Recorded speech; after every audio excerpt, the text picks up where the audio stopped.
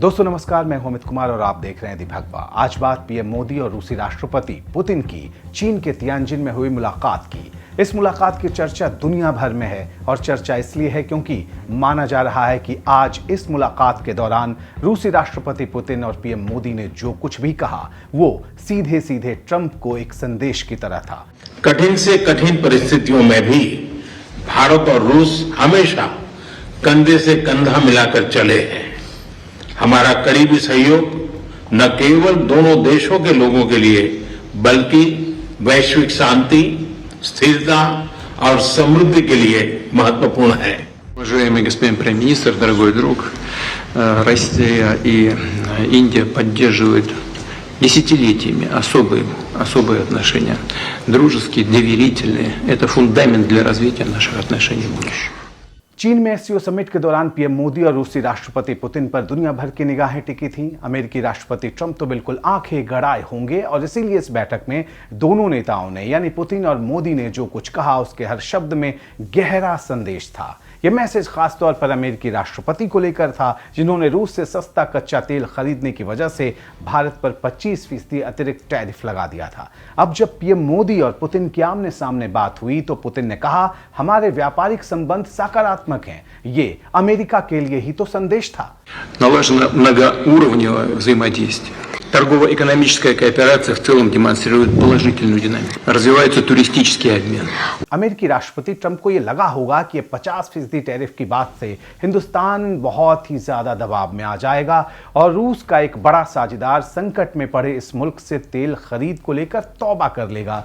लेकिन शायद ट्रंप भारत और रूस की दोस्ती के बीच के उस धागे को समझ नहीं पाए जिसे भारतीय जबान में रक्षा सूत्र कहते हैं।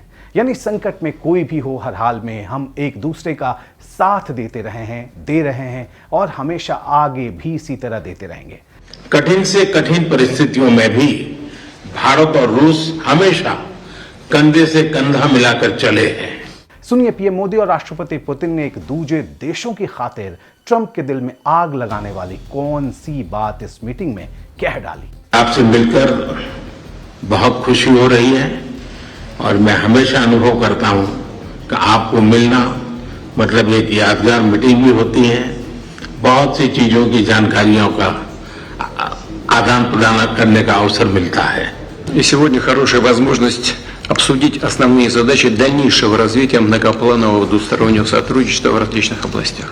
Господин премьер-министр, дорогой друг, 21 декабря исполняется 15 лет со дня принятия совместного заявления, в котором отмечен выход наших отношений на уровень особого привилегированного стратегического партнерства. इस वर्ष दिसंबर में हमारी 23वीं समिट के लिए 140 करोड़ भारतीय उत्सुकता पूर्वक आपका इंतजार कर रहे हैं।